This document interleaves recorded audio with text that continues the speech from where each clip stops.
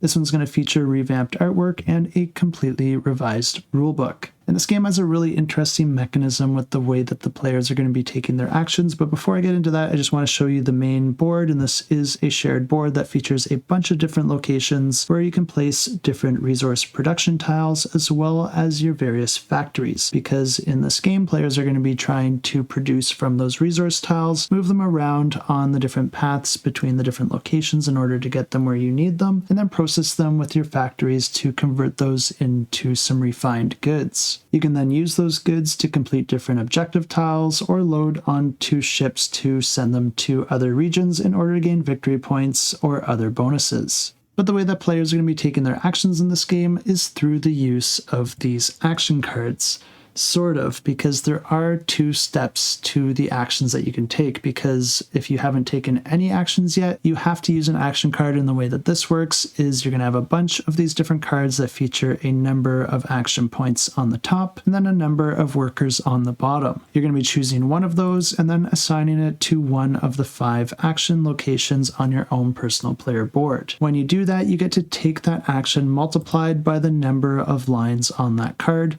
So for example, if you were to play this card, you get to multiply that action by 3. Because this also features one worker, you also get to put that worker onto that location, but that doesn't really do anything in the current turn. Instead, on your next turn, you can either use an action card again and assign it to one of the locations to take a different action, or because you now have a worker on this board from your previous turn, instead of using a card to take your action, you can instead take the workers from one location on your board and then put them out onto the main board to take an action out on the main board. And this is really cool because you're going to be juggling your action cards with your workers depending on which actions you want to take and in which order. And of course, with the different action cards granting you with a different amount of workers and a different amount of multipliers for your actions, there is a lot to consider when you're deciding which actions to perform on your turn. The different actions on your player board can allow you to claim different resource tiles out on the main board,